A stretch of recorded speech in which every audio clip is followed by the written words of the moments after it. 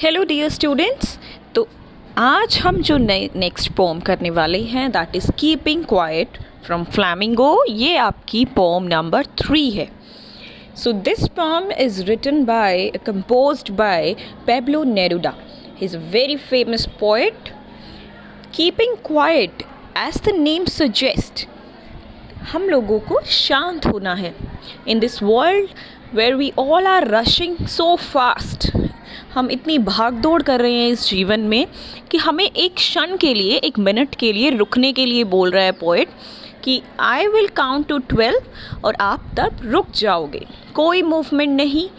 तो पोएट ऐसा क्यों बोल रहे हैं? क्या ज़रूरत आ गई रुकने की?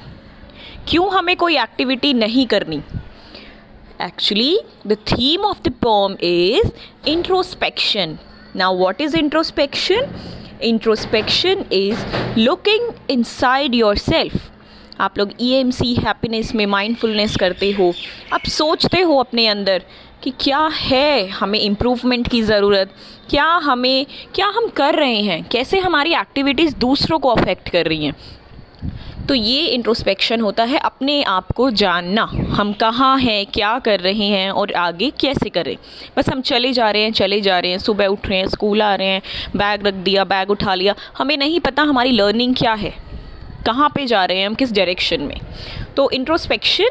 And second is feeling of mutual understanding, creating a feeling of mutual understanding, यानी कि आपसी समझ होनी चाहिए।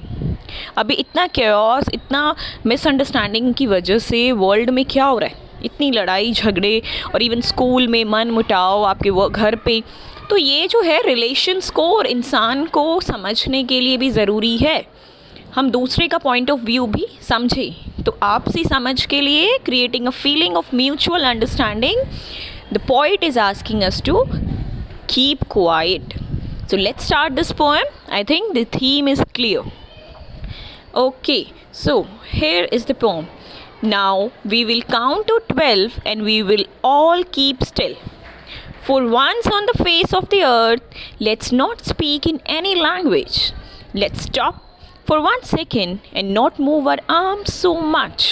The poet is saying कि मैं 12 तक गिनता हूँ, हम लोग 12 तक गिनेंगे, 12 तक, और हम सब स्टिल शांत हो जाएंगे, रुक जाएंगे, कोई मूवमेंट नहीं करेंगे।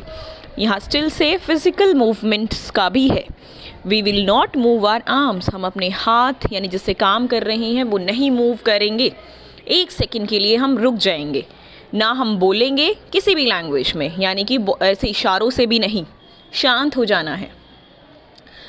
It would be an exotic moment without rush, without engines. We would all be together in a sudden strangeness. ये एक बहुत ही ब्यूटीफुल मोमेंट होने वाला है, एक अलग अनोखा मोमेंट होने वाला है जिसमें कोई भागदौड़ नहीं होगी, कोई इंजन्स मतलब कोई काम नहीं हो रहा होगा। तो ये जो स्टिलनेस के लिए पोइट बोल रहा है सिर्फ इंसानों के लिए नहीं, जो हम काम कर रहे हैं, कोई मशीन चला रहा है या कोई भी अगर हम इक्विपमेंट में भी काम कर रहे हैं तो हमें वो भी रोक देना है। तो इस 1 सेकंड के जो ठहराव है उसमें कुछ भी नहीं होगा। तो ये जो है कह रहे हम सब एक साथ होंगे, जो अलग अलग हम एक्टिविटी कर रहे हैं, कोई बोल रहा है, कोई खेती बाड़ी कर रहा है, कोई ड्राइव कर रहा है, तो उस 1 सेकंड में सब एक जैसी सिचुएशन में होंगे जो कि है एक stillness. Fishermen in the cold sea would not harm whales, and the men gathering salt would look at his hurt hands. He's saying कि अगर कोई फिशरमैन है, जैसे एक्टिविटीज़ बता रहे हैं पोइट कि क्या क्या एक्टिविटीज़ रुक जाएंगी।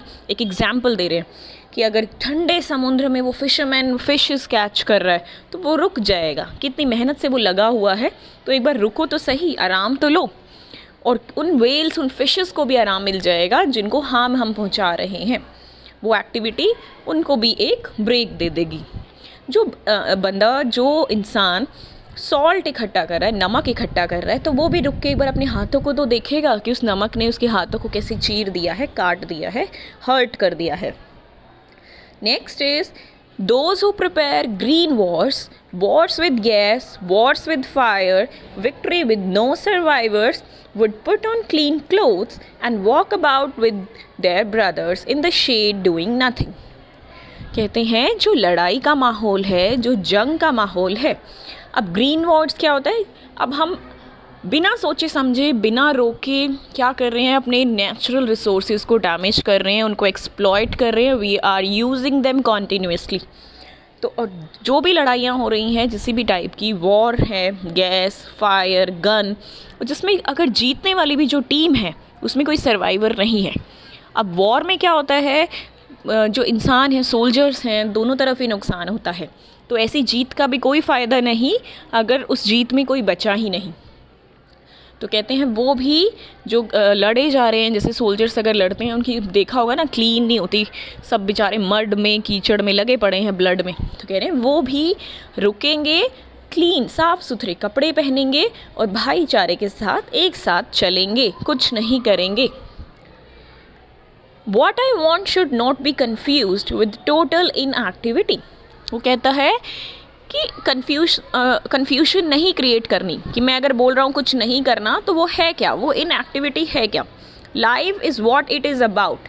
आई want no truck with death if we were not so single minded about keeping our lives moving and for once could do nothing. Perhaps a huge silence might interrupt this sadness of never understanding ourselves and of threatening ourselves with death। कहते हैं life तो चलती है, तो जो अगर मैं बोल रहा हूँ इसका मतलब ये नहीं है we all are behaving like dead. No, मेरा मतलब ये है कि हम इतने सिंगल माइंडेड हो गए हैं कि बस चलते जाना है, चलते जाना है, रुकना नहीं है। ठीक है, हम इतने पोजेसिव हो गए हैं, ऑब्सेसिव हो गए हैं अपनी लाइफ को बस चलते चलते कि कहीं पीछे ना रह जाएं। तो पता चलता है हम कुछ कर ही नहीं रहे हैं, उसका आउटपुट क्या है। तो इसीलिए रुक जाना है, अपने आप को समझना है। और हम बढ़े तो जा रहे हैं, लेकिन कहाँ बढ़े जा रहे हैं, हम डेथ की तरफ बढ़े जा रहे हैं। हम आउटपुट रियलाइज़ ही नहीं कर रहे हैं, हमने जो इतना काम किया है उसका क्या है परिणाम। Perhaps the earth can teach us as when everything seems dead and later proves to be alive.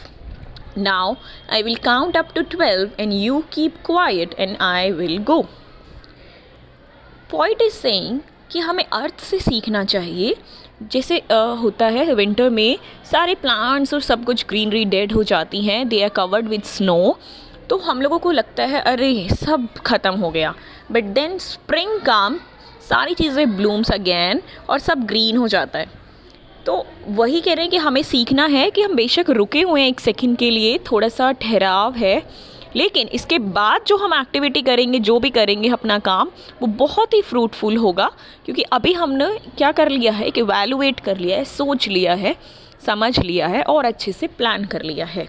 तो इसीलिए ये ठहराव ज़रूरी है, बीच बीच में रुक के सोचना समझना क्या हम कर रहे हैं और आगे और कैसे करना है। ठीक है, तो अब राइटर कहते हैं, पोइट कहते हैं, I will count up to 12 and you keep quiet and I will go.